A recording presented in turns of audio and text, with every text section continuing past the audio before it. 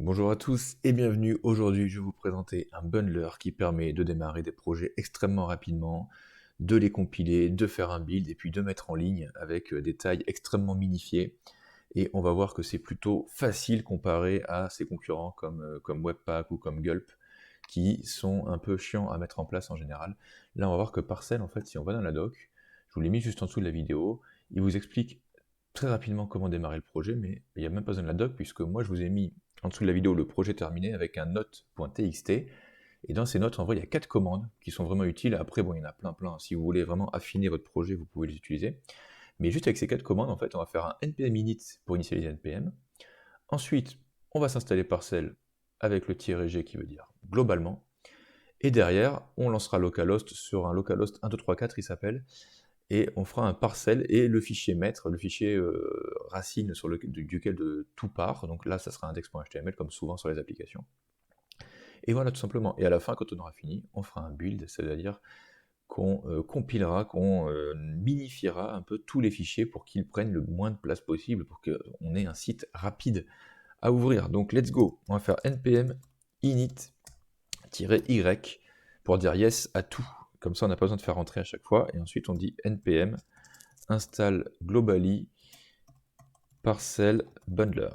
Ok. Là, pendant que ça s'installe, nous, on va se créer un petit projet. Donc, on va dire qu'il y a un index.html. Il y a quoi? Il y a un style, un dossier style et un dossier JS. Parce qu'en plus, je vais vous montrer que Parcel, il est extrêmement efficace. Si par exemple, on fait un index.js et qu'on fait un fonction, enfin, on va même lui donner un nom à cette fonction. On va dire bonjour.js, voilà, ce sera plus clair comme ça. Tiens, on va se créer une petite fonction. On va juste dire bonjour est égal à tac, tac. On va juste se faire un petit log et on va dire hello les amis. Regardez derrière, on va se l'exporter. Donc on va dire export default. Donc tu m'exportes tout ça, c'est-à-dire dire bonjour. Ok, donc là c'est disponible partout dans notre projet. Et à ce niveau-là, on peut dire import dire bonjour from dire bonjour. C'est comme ça que ça se passe, un peu comme si on avait un framework. Et là, on peut la jouer autant qu'on veut, notre fonction. Donc en fait, on peut partitionner déjà des fonctions ou des fonctionnalités de notre projet dans plein de fichiers JS, d'ailleurs qui vont tous se relier. On peut bien sûr rajouter du jQuery, on peut dans le style mettre par exemple du Bootstrap. Tout ça, c'est forcément possible. Et regardez, et si celui-là, je l'appelle style.css, et on va juste dire body, on va lui mettre un background salmon. Et bien, juste en disant ça, regardez, bon, il va peut-être falloir un peu qu'on se relie un peu tout ça. Et bien là, regardez, on va juste lui dire link, donc je veux que tu ailles me chercher le style et le sas. Et vous allez me dire, mais attends, mais t'as pas installé le sas. Ben regardez, on va jouer parcel, on va dire parcel de index.html. Donc je veux que par rapport à ce fichier maître, tu arrives à me mettre en place toute l'application. Et bien regardez, là, il va faire sa petite tambouille. Hop, j'ouvre. Et il n'a pas marché. Pourquoi il n'a pas marché? Parce que j'ai pas enregistré, forcément. Voilà. Et là, si on enregistre, en général, c'est un peu mieux. C'est une des bases, on va dire, du code, hein, d'enregistrer. Et donc là, je ne sais pas si vous avez vu, mais l'espace d'une fraction de seconde, il y avait écrit SAS installing. Mais regardez, en dev dependency, il nous a installé SAS. Et donc là, ça veut dire que, mais du coup, ça l'a pas pris ici. Là, ça veut dire que notre projet, voilà, il a pris le style de SAS. On n'a rien eu à installer. On a juste fait les 3 commandes que je vous ai montrées, donc npm init. Ensuite, on a installé parcel. Et derrière, on a fait parcel et le fichier maître, donc ce fichier-là.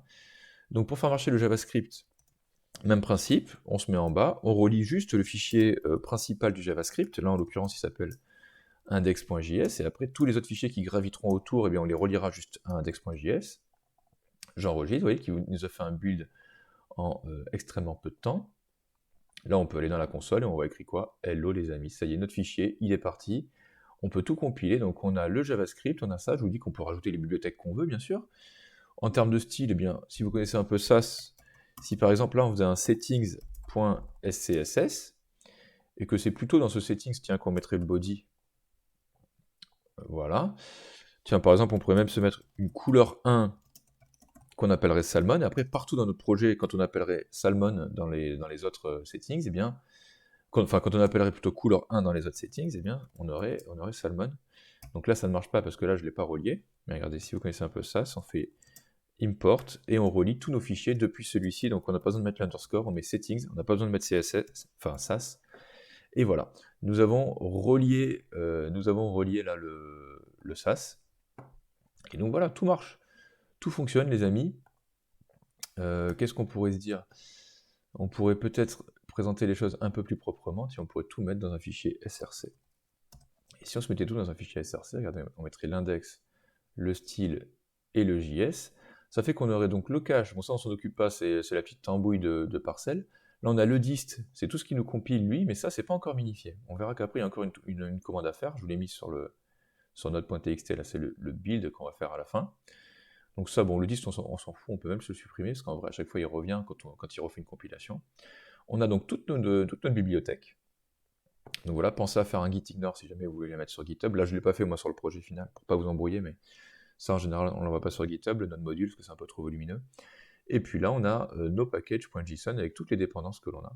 On peut même se mettre dans le script par exemple, quand on va dire npm run build, ça voudra dire quoi? Ben, ça voudra dire par exemple qu'on va faire parcelle build de src slash index.html. En gros, on lui dit juste de faire la commande que j'ai écrite là. Vous voyez, parcelle build index.html. Nous, vu qu'on a la racine, il faut qu'on rentre dans source, donc on rentre dans source.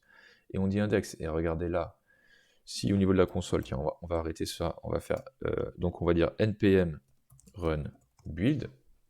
Et là, les amis, il nous lance un build, tout simplement, de notre application. Mais tiens, non, d'ailleurs, oui, je ne vous ai pas montré la taille que ça fait.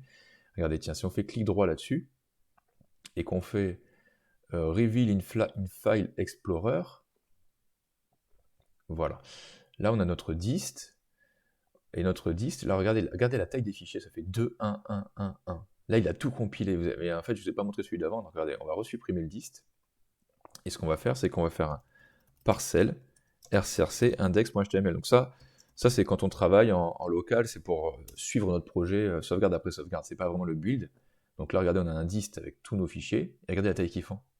17, 14, 11, 10, 1, 1, 1. Tout à l'heure, il faisait 2 et 1, 1, 1. C'est-à-dire qu'en fait, quand vous ferez le build, après tout ce que vous aurez là dans dist, eh bien, ça sera ce que vous mettrez en ligne sur votre site internet, et vous aurez un site super performant, compilé, qui répondra à toutes les contraintes du web, c'est-à-dire qu'il sera rapide. Et donc vous pourrez, vous, dans SRC, absolument faire tout ce que vous voulez, partitionner tout votre JavaScript, tout votre style, mettre toutes les bibliothèques que vous voulez, tous les frameworks que vous voulez. Hop, vous reliez tout à index.html, donc le gros du CSS, enfin le fichier pivot, on va dire, et le fichier pivot du JavaScript. Et derrière, vous faites tout ce que vous voulez. Donc voilà les amis, ça s'appelle Parcelle, c'est excellent. Retenez juste les 4 commandes que j'ai mis là. Si vous n'arrivez pas à les retenir, c'est qu'il y a un souci. Retenez même cette architecture, vous pouvez vous sauvegardez cette architecture, et vous la mettez dans un fichier, vous dites démarrage de projet, et à chaque fois que vous démarrez un projet, vous reprenez cette architecture, et vous pouvez le démarrer direct, avec du SAS, avec du JS, installé immédiatement, vous faites un parcelle src index.html, ou alors vous le mettez directement là-dedans. Par exemple, si on dit start, et qu'on fait parcelle src index.html, ben vous n'avez même pas besoin de vous réécrire tout ça, vous faites juste npm start. Vous devez faire npm run build pour activer build, mais start c'est un peu particulier. Start c'est une commande sur npm qu'on peut activer sans dire run. Regardez, si je déconnecte, là je fais npm start, et voilà. Là il commence déjà à surveiller votre truc, parce qu'en fait quand je dis npm start, ça veut dire qu'il joue ça. Donc voilà, je vous laisse avec ça les amis. J'espère que vous avez compris. Si vous n'avez pas compris, ben revoyez les vidéos parce que c'est vraiment quelque chose qui est extrêmement pratique pour faire des petits projets. Donc voilà, je vous souhaite bon code et je vous dis à bientôt. Allez, ciao.